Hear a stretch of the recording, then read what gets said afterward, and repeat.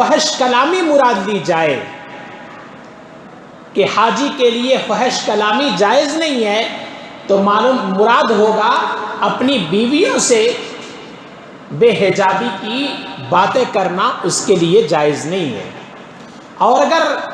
فحش گوئی مراد ہو تو فحش گوئی تو کسی سے بھی کسی بھی حالت میں جائز نہیں ہے۔ آگے اللہ تعالیٰ نے فرمایا وَلَا فُسُوقَ، اور حکم عدولی جائز نہیں ہے، یعنی حکم کی خلاف ورزی کرنا، حکم کو توڑنا، حکم کے خلاف چلنا، یہ اب حاجی کے لیے جائز نہیں ہے۔ ظاہر ہے حکم عدولی تو عام حالات میں بھی لوگوں کے لیے جائز نہیں ہے کہ بندہ اپنے رب کے حکم کو توڑے، عام حالت میں کسی کے لیے یہ جائز نہیں ہے کہ بندہ اپنے رب کے حکم کو توڑے۔ تو حاجی کے لیے یہ حکم عدولی کیسے جائز ہو سکتی ہے؟ وَلَا فُسُوقَ، فسق کی جمع ہے فسوق، فسق کی جمع ہے فسوق، معنی نافرمانی، حکم کا توڑنا، حکم کی خلاف ورزی کرنا۔ اللہ کے نبی صلی اللہ علیہ وسلم نے فرمایا سباب المسلم فسوق، مومن کو گالی دینا فسق ہے، وقتالہ کفر، اور اس کا قتل کرنا کفر ہے۔ تو اب یہاں دیکھو، مومن کو گالی دینا اسے فسق قرار دیا گیا۔ اللہ نے کسی کو بھی گالی دینے سے منع کیا ہے۔ کوئی کسی کو گالی دے، گندی زبان کسی کے حق میں استعمال کرے، اللہ نے اس سے اپنے بندوں کو منع کیا ہے۔ اللہ قرآن کریم میں فرماتے ہیں وَلَا تَنَابَزُوا بِالْأَلْقَابِ، وَلَا تَنَابَزُوا بِالْأَلْقَابِ، لوگوں کو برے القاب سے بھی مت پکارو، لوگوں کو برے القاب سے بھی مت پکارو، بئس الاسم الفسوق بعد الایمان، ایمان کے بعد یہ بڑی بری حرکت ہے کہ کسی کا نام کچھ ہو اور تم اس کا نام بگاڑ کر کچھ اور نام اس کا لو اور اسے اس نام سے خطاب کرو، اس نام سے اسے پکارو، یہ چیز اللہ کو پسند نہیں ہے۔ یہ چیز بھی فسق کے اندر آتی ہے، گناہ کے اندر آتی ہے، نافرمانی کے اندر آتی ہے۔ بئس الاسم الفسوق بعد الایمان۔ تو اللہ تعالیٰ نے حاجی کے بارے میں فرمایا کہ وَلَا فُسُوقَ، حکم عدولی اس کے لیے جائز نہیں ہے۔ اب حاجی حالت احرام میں خوشبو بھی نہیں لگا سکتا، خوشبو بھی نہیں لگا سکتا، جبکہ عام حالات میں خوشبو لگانا جائز ہے۔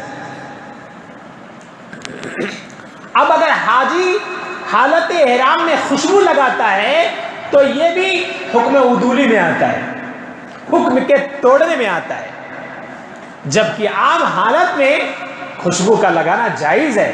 اور جائز ہی نہیں، نبی پاک صلی اللہ علیہ وسلم کی محبوب ترین سنتوں میں سے خوشبو لگانا بھی ہے۔ اللہ کے نبی صلی اللہ علیہ وسلم نے خوشبو کو پسند فرمایا ہے، لیکن اب حاجی کے لیے حالت احرام میں خوشبو لگانا جائز نہیں۔ اگر وہ خوشبو لگاتا ہے تو حکم عدولی میں یہ شامل ہے، یعنی گویا کہ وہ اللہ کے حکم کو توڑ رہا ہے، اللہ کے حکم کی خلاف ورزی کر رہا ہے۔ تو وَلَا فُسُوقَ، اب اس کے لیے فسق جائز نہیں۔ کوئی بھی کام جو فسق میں آتا ہے، گناہ میں آتا ہے، وہ حاجی کے لیے جائز نہیں ہے۔ ظاہر ہے کہ حاجی ایک بہت عظیم فریضے کی ادائیگی کے لیے گیا ہوا ہے، ایک عظیم مقصد کے لیے اللہ کے دربار عالی میں گیا ہوا ہے۔ اس کا ایک مقام ہے، اس کا ایک رتبہ ہے، اللہ کے یہاں اس کی ایک وقار اور اس کی ایک عظمت ہے۔ اس لیے حاجی کو اپنی وقار اور اپنی عظمت، اپنی شان کو مد نظر رکھتے ہوئے اسی اعتبار سے حاجی کو رہنا ہے، فسق کا کام نہیں کرنا۔ معلوم یہ ہوا ہے کہ اشارہ مل گیا یہاں سے کہ حاجی جو ہوتا ہے وہ نمازی ہوتا ہے، حاجی جو ہوتا ہے وہ روزے دار ہوتا ہے، حاجی جو ہوتا ہے وہ صدقہ خیرات کرنے والا ہوتا ہے، حاجی جو ہوتا ہے وہ سچا ہوتا ہے، زبان کا قول و قرار کا پکا ہوتا ہے، حاجی جو ہوتا ہے وہ سچ بولنے والا ہوتا ہے، اور حاجی جو ہوتا ہے لوگوں کے ساتھ حسن سلوک کا معاملہ کرنے والا ہوتا ہے، حاجی جو ہوتا ہے اللہ کے ایک ایک حکم کو ماننے والا، اللہ کے ایک ایک حکم پر چلنے والا ہوتا ہے۔ صاف انداز میں اللہ نے فرمایا وَلَا فُسُوقَ، وہ فسق نہیں کرتا، وہ فسق نہیں کرتا، گناہ کا کام نہیں کرتا، اللہ کے نافرمانی کے کام کے وہ حاجی قریب نہیں جاتا۔ اسی لیے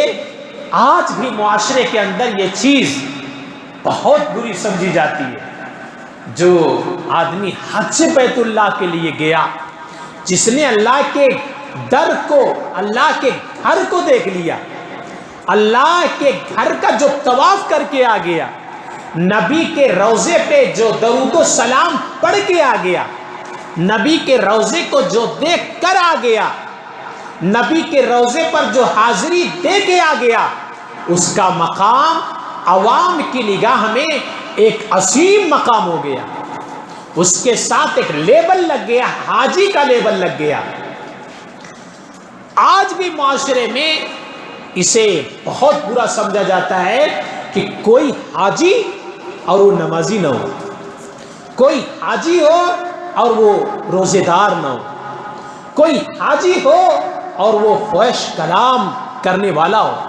فحش کلامی کرنے والا ہو، کوئی حاجی ہو اور جھوٹ بولنے والا ہو، کوئی حاجی ہو اور دھوکہ دینے والا ہو، اسے معاشرے میں بہت برا سمجھا جاتا ہے کہ یار دیکھو کیسا آدمی حاجی ہے پھر بھی نماز نہیں پڑھتا، دیکھو کیسا آدمی ہے حاجی ہے پھر بھی رمضان کے مبارک مہینے کا وہ روزہ نہیں رکھتا، حاجی ہے پھر بھی پاجی ہے جھوٹ بولتا ہے، حاجی ہے پھر بھی دھوکہ دیتا ہے، حاجی ہے ماں باپ کا حق ادا نہیں کرتا، حاجی ہے بہنوں کا بھائیوں کا حق ادا نہیں کرتا، حاجی ہے پڑوس کو ستاتا ہے، حاجی ہے قرآن کی تلاوت نہیں کرتا، حاجی ہے چہرے پر سنت نہیں رکھتا۔ لوگ ان تمام چیزوں کو بہت برا سمجھتے ہیں۔ حاجی ہو اور کسی برائی میں مبتلا ہو اسے لوگ بہت عجیب نگاہوں سے دیکھتے ہیں، جبکہ نماز ہر ایک کے اوپر فرض ہے، رمضان کا روزہ ہر ایک صحت مند پر فرض ہے، اور سچ بولنا ہر ایک مسلمان پر ضروری ہے، دھوکے سے بچانا ہر ایک مسلمان کے اوپر ضروری ہے۔ لیکن جو اللہ کے در کو جا کے آیا، نبی کے روضے پر حاضری دے کے آیا، اس کے اوپر ایک خصوصی لیبل حج اور عمرے کا جو لگ گیا، اس کی وجہ سے اس کا ایک امتیازی مقام ہو گیا رب کے یہاں، اس کی ایک امتیازی شان ہو گئی رب کے یہاں۔ اب اگر یہ آدمی حکم عدولی کرتا ہے تو اسے معاشرے میں خود بہت برا سمجھا جاتا ہے۔ اسی لیے اللہ نے فرمایا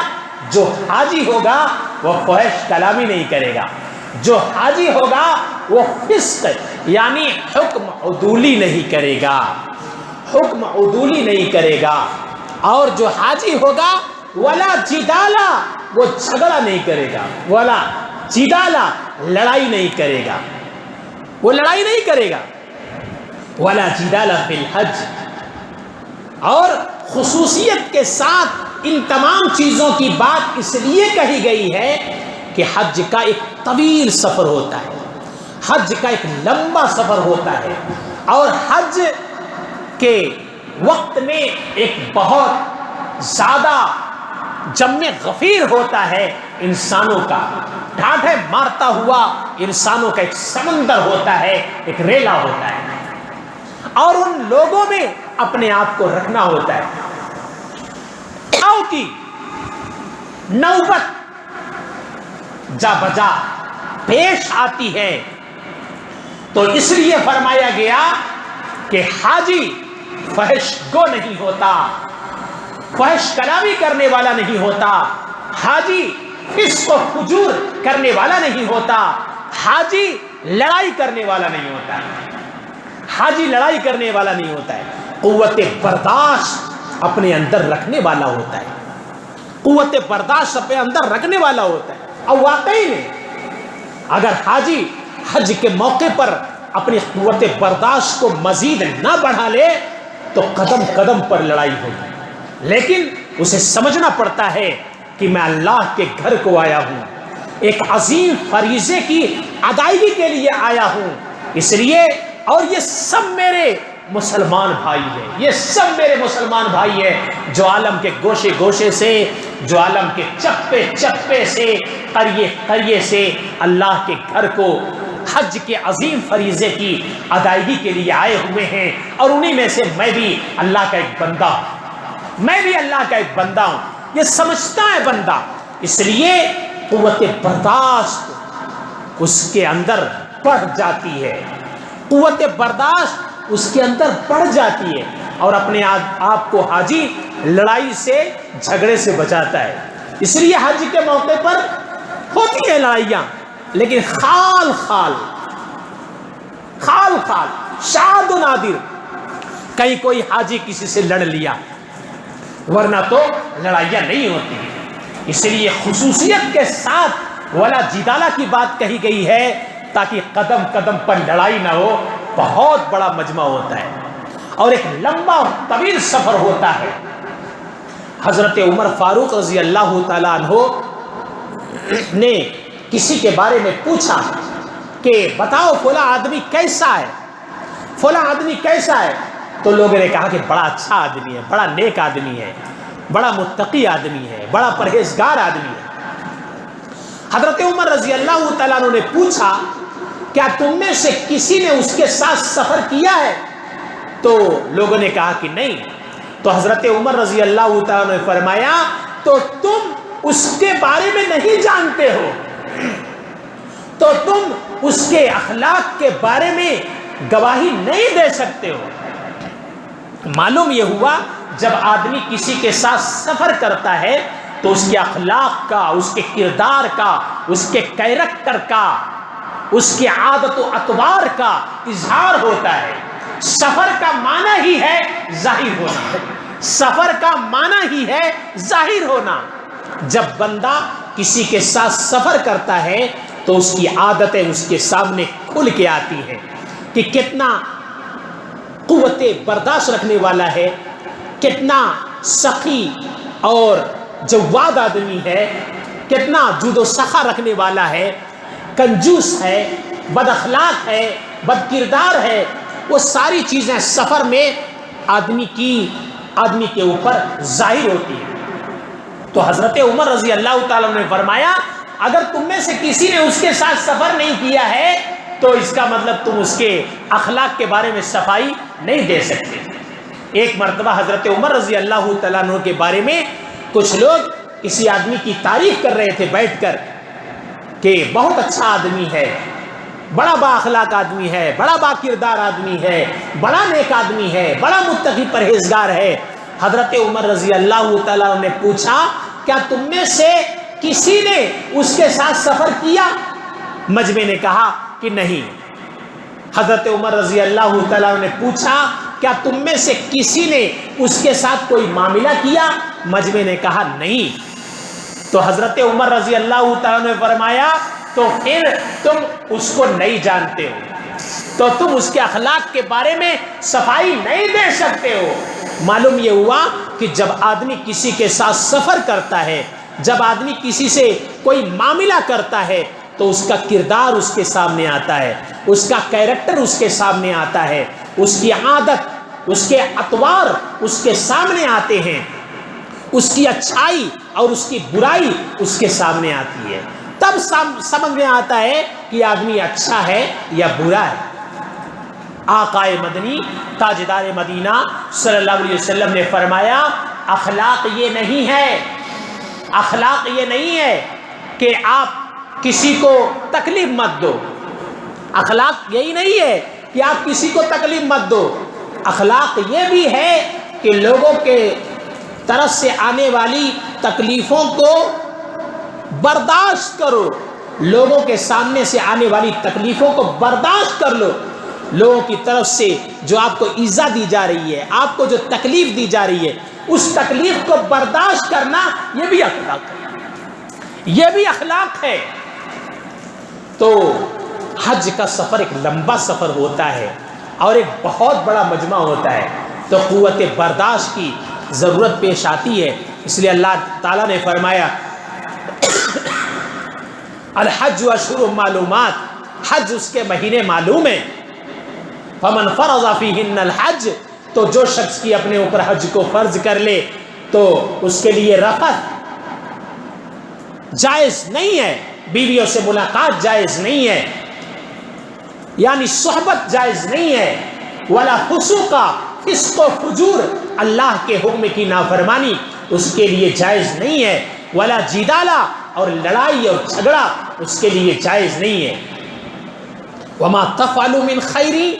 یعلمہ اللہ، اور جو کچھ تم اچھائی کا کام کرو گے پروردگار آپ کی ایک ایک نیکیوں کو جاننے والا ہے، ایک ایک نیک عمل کو رب جاننے والا ہے، دیکھنے والا ہے۔ وما تفعلوا من خیر یعلمہ اللہ، جو کچھ بھی خیر کا، نیکی کا، اچھائی کا کام کر رہے ہو پروردگار ان اچھائیوں سے، نیکیوں سے واقف ہے۔ وَتَزَوَّدُوا، اللہ نے فرمایا اور توشہ تیار کر لو، فَإِنَّ خَيْرَ الزَّادِ التَّقْوَىٰ، اور بہترین توشہ تو تقوی کا توشہ ہے۔ حج کے تعلق سے یہ آیت پاک ہے اور اس میں رب یہ کہہ رہا ہے کہ وَتَزَوَّدُوا، کہ توشہ تیار کر لو، توشہ تیار کر لو، یعنی کہ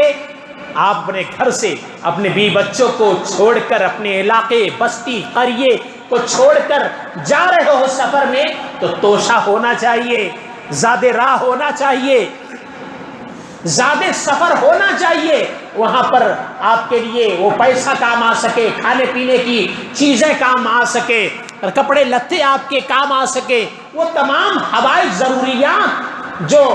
انسانی اور بشری ضروریات ہیں اور سامان ہیں، اسباب ہیں، وہ سارے چیزوں کو لے کر ساتھ میں جاؤ۔ اور اللہ نے فرمایا وَتَزَوَّدُوا فَإِنَّ خَيْرَ الزَّادِ التَّقْوَىٰ، فَإِنَّ خَيْرَ الزَّادِ التَّقْوَىٰ، بہترین توشہ تو تقویٰ ہے۔ اگر کسی کو رب کا ڈر، کسی کو رب کی خشیت حاصل ہو جائے کہ میرا رب مجھے دیکھ رہا ہے، وہ کہیں بھی ہے،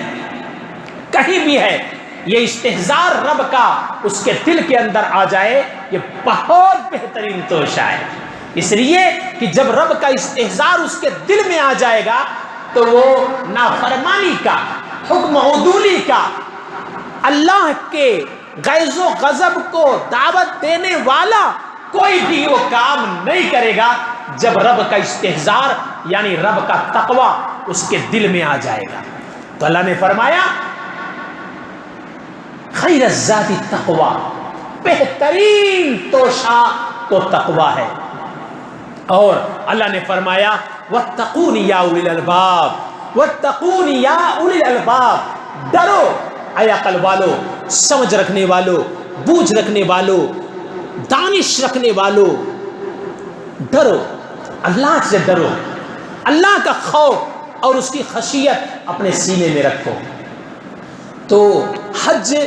بڑا عظیم فریضہ ہے جس کی ادائیگی کے لیے حاجی جاتا ہے، اور حج اسلام کے 5 بنیادی ستونوں میں سے ایک آخری ستون ہے، اور حج ایک ایسا فریضہ ہے جس کے اندر ہمارے دین اسلام کی تکمیل ہوئی ہے۔ 9 ہجری میں حج فرض ہوا ہے، اور 10 ہجری آقائے مدنی تاجدار مدینہ صلی اللہ علیہ وسلم کا پہلا اور آخری حج ہے جسے حجۃ الوداع کہتے ہیں۔ اور اسی حج میں دین اسلام کی تکمیل ہوئی ہے۔ یہودیوں کے کچھ عالم حضرت عمر فاروق رضی اللہ تعالیٰ عنہ کی خدمت میں آئے اور آ کر کے عرض کیا، آپ کے نبی پر ایسی آیت نازل ہوئی ہے کہ اگر ہمارے نبی پر وہ آیت نازل ہوتی تو ہم اس دن کو عید کا دن منا لیتے۔ حضرت عمر نے پوچھا کون سی وہ آیت ہے؟ تو انہوں نے پڑھا، الیوم اکملت لکم دینکم واتممت علیکم نعمتی ورضیت لکم الاسلام دینا۔ تو حضرت عمر رضی اللہ تعالیٰ نے فرمایا، ارے یہ تو آیت ہمارے نبی پر جب نازل ہوئی ہے تو اس وقت مسلمانوں کے لیے دو عیدیں جمع تھیں۔ ایک تو جمعہ کا دن تھا جو مسلمانوں کے لیے عید کا دن ہے، عید کے دن جیسا ہے، اور دوسرے عرفہ کا دن تھا جو حاجی کے لیے بمنزلہ عید ہے۔ اور مجھے معلوم ہے کہ اللہ کے نبی صلی اللہ علیہ وسلم پر جب یہ آیت نازل ہوئی تو اللہ کے نبی جمعہ کے دن عصر کی نماز کے بعد عرفہ کے میدان میں اپنی اونٹنی قصواں پر سوار تھے، اور اللہ کی طرف سے وحی نازل ہو رہی تھی، الیوم اکملت لکم دینکم واتممت علیکم نعمتی ورضیت لکم الاسلام دینا۔ گویا کی جمع تھی۔ اب جب حاجی یہ ساری چیزیں اپنے ذہن و دماغ میں رکھ کے حج کرے گا کہ یہ اسلام کے 5 ستونوں میں سے ایک آخری ستون ہے حج، اور یہی وہ حج ہے جس حج میں ہمارے دین اسلام کی تکمیل ہوئی ہے، تو حاجی اتنے ہی خشوع اور خضوع کے ساتھ حج بیت اللہ کرے گا۔ اور جب حاجی حج اس انداز میں کرے کہ اس کا حج حکم عدولی سے پاک ہو، صاف ہو، کمی بیشی سے پاک اور صاف ہو، اور جیسے اللہ تعالیٰ نے حج کی ادائیگی کا حکم دیا ہے اس اعتبار سے حاجی حج کرے تو رجع کیوم ولدتہ امہ، تو گناہوں سے ایسے پاک و صاف ہو جاتا ہے جیسے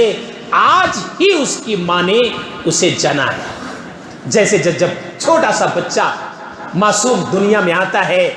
تو اس کے اوپر گناہ کی کوئی آلائش نہیں ہوتی، گناہ کا کوئی غد و غبار نہیں ہوتا، وہ گناہوں سے بالکل پاک و صاف اور معصوم ہوتا ہے۔ ایسے گویا کی حج کی ادائیگی صحیح طریقے سے حاجی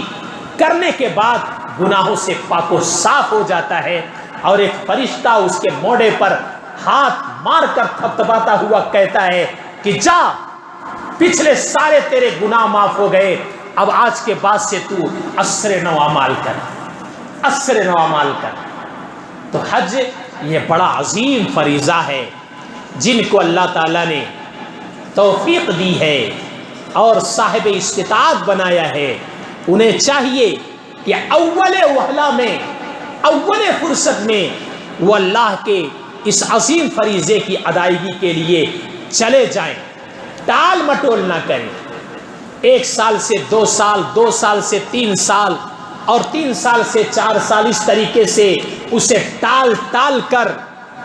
اس کی ادائیگی میں تاخیر نہ کریں،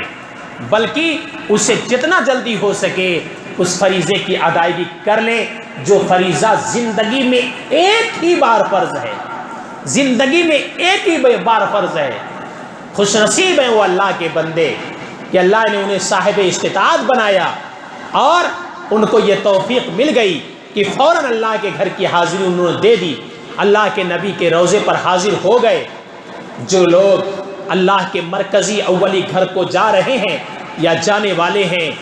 یا جا چکے ہیں، پروردگار سب کی حاضری کو قبول فرمائے، سب کو حج مقبول اور مبرور